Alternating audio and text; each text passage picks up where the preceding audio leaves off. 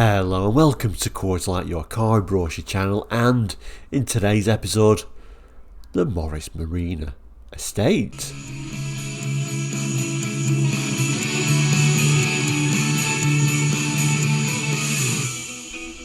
Hello and welcome back. Now if you're new to Quarterlight, we're a car brochure channel here on YouTube, looking at car brochures from around the world for the 60s, 70s, 80s and 90s, and sometimes beyond those dates as well. So if you're interested in cars, car brochures, looking back on cars gone by, please consider subscribing. It is all completely free.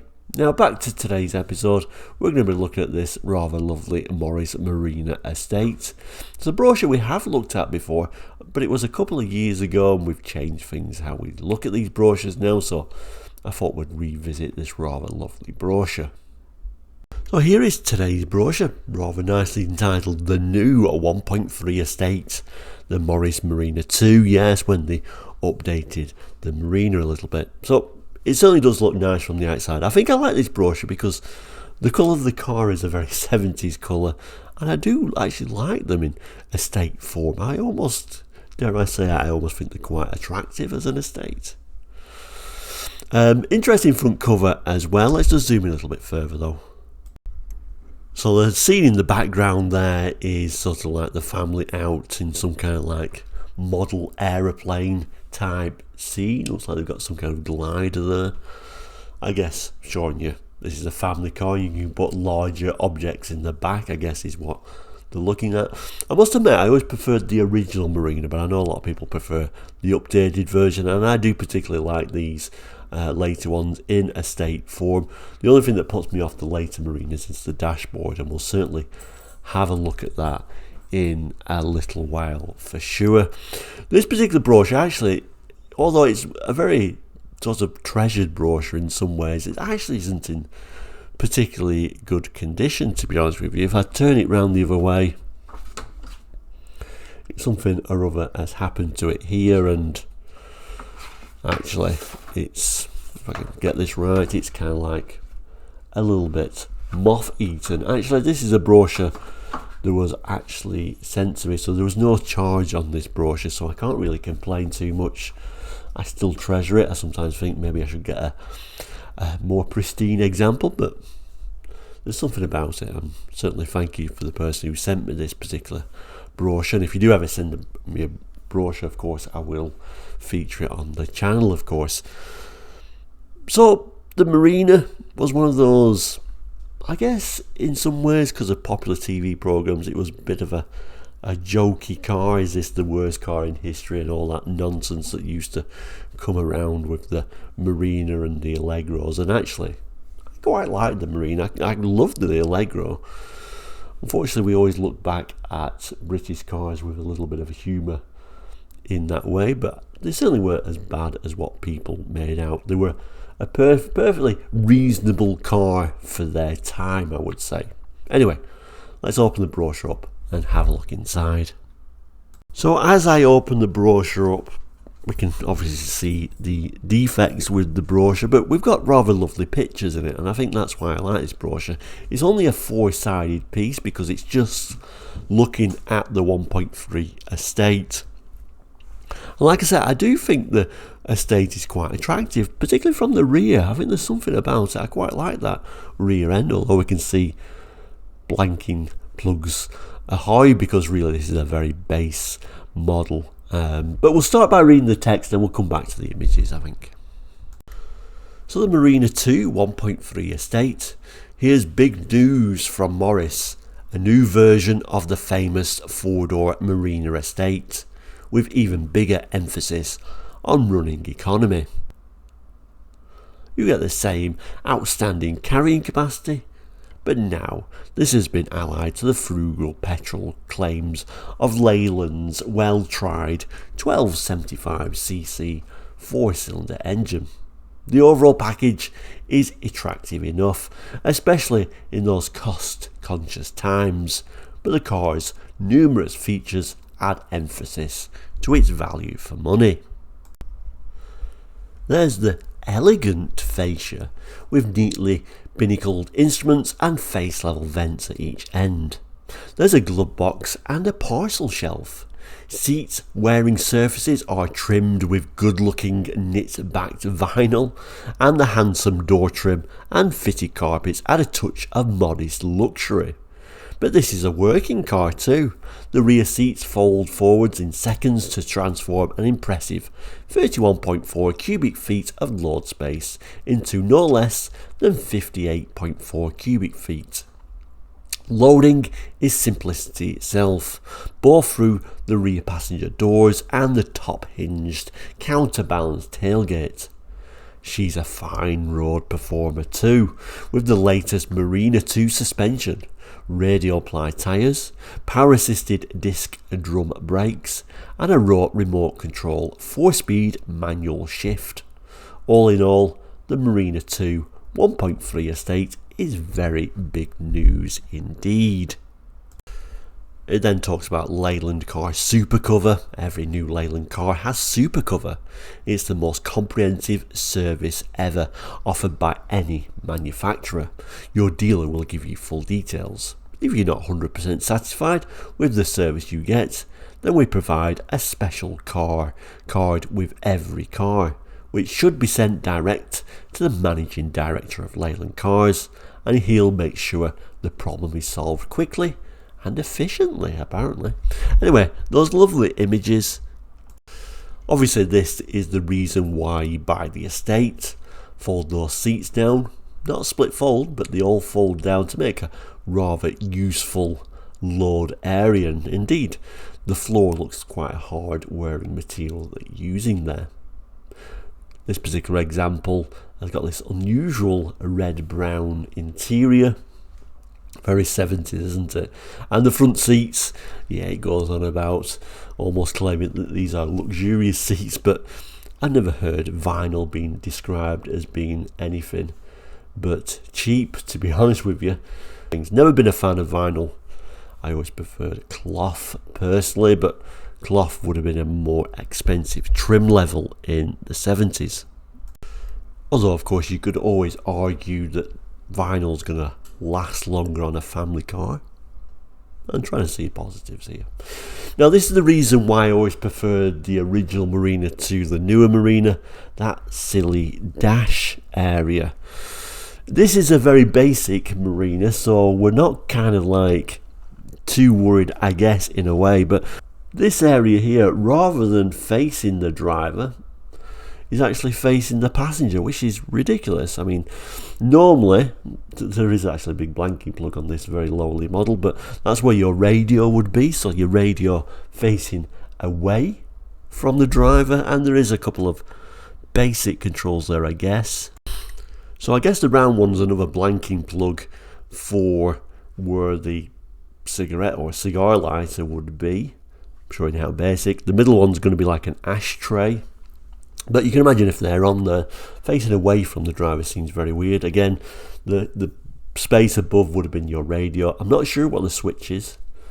Not sure what that switch is, if anyone wants to enlighten me on that one. But again, pointing away from the driver, which seems very weird.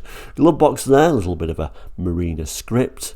The little vents there. I always like this design of vent, I must admit, this sort of ball type vent. Instrumentation, well, as basic as you get that. We're not getting any rev counter on there, that's for sure. And it looks like the outermost dials are also look like blanks. So this is certainly a very poverty spec Marina. Let's have a look at the main image though. So the main image, I've tried to zoom in on the badges there to see how it is badged. So Morris on one side, Marina on the next, and then the tiny little badge next to where it says Marina, quite simply saying 1.3 deluxe. So you would never really think of this as being a deluxe model, would you? We do have a heated rear window there, but certainly blanking plugs where a wiper would go. And I quite like the rear lamps of the estate actually. We've joined with little reversing lights down the bottom there. Very simple caps for those steel wheels, those famous Marina door handles. Finished it off in what I can only describe as like the perfect 70s colour for these Marinas. And like I say, overall, I quite like the look of the rear end of the Marina estate. I don't know, there's just something about it. So back page, specifications. Thankfully none of the damage really loses any information, which is nice, but let's start here, let's look at those specifications. Okay, so it tells you the engine. There's a 4-cylinder inline pushrod overhead valve. Capacity of 1275cc, 57 bhp at 5500 revs per minute.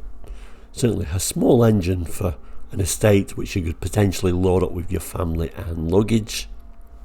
Fuel system, SU mechanical fuel pump, single SU HS4 carburetor. Tank capacity 52 litres or 11.5 gallons. Moving down, cooling system, closed pressurised system with expansion tank, clutch, diaphragm spring, 203mm or 8 inches in diameter, gearbox, 4-speed synchromesh on all forward gears. So it's about the final drive being high-powered bevel crown, wheel and pinion. Steering is rack and pinion with a turning circle of 31 feet. Suspension is front independent by torsion bars and lever type shock absorbers. Rear semi-elliptic leaf springs and telescopic shock absorbers. Brakes hydraulic servo assisted, operated by pendant pedal. And it looks like we've got discs at the front, drums at the rear. Wheels and tyres, pressed steel disc wheels.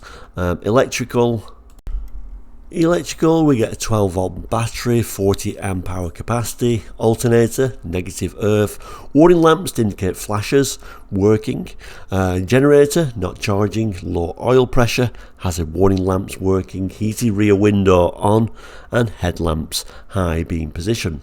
Multi-purpose lever on right hand of steering column control horn, headlamp flasher, dip switch and self-cancelling direction indicators.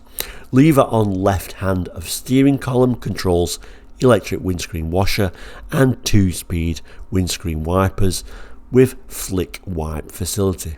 Electrically heated rear window, hazard warning lamps.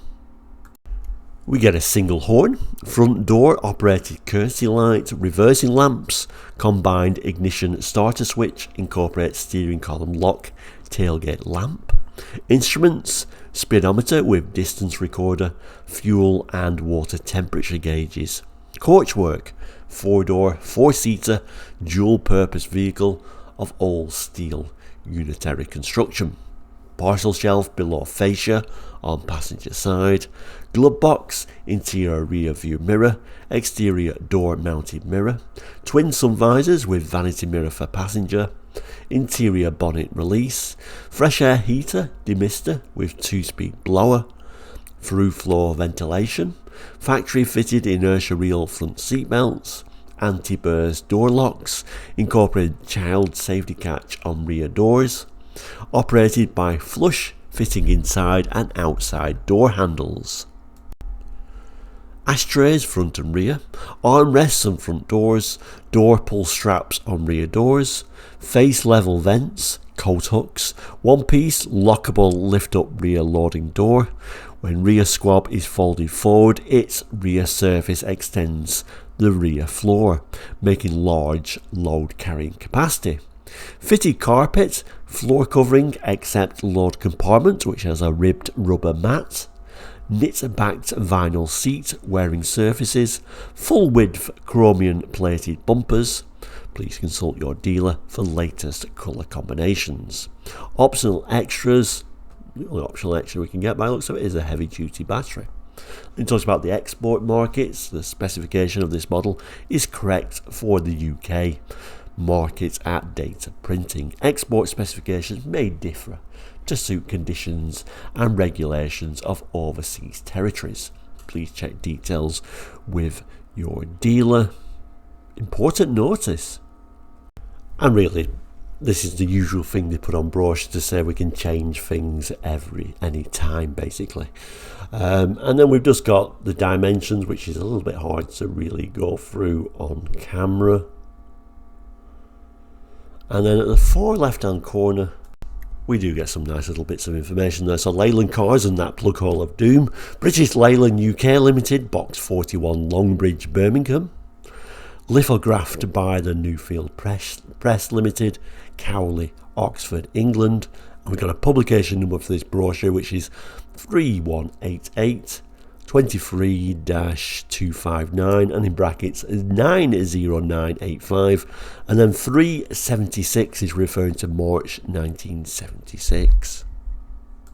So there we go, the rather lovely Morris Marina estate today for you on Quarterlight.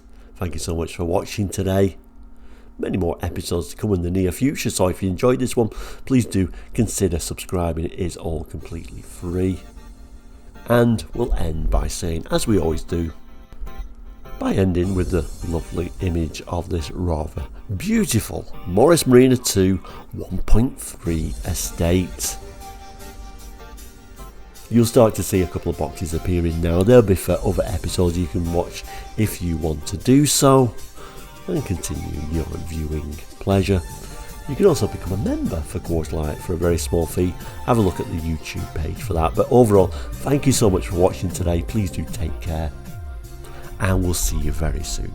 All the best, and goodbye.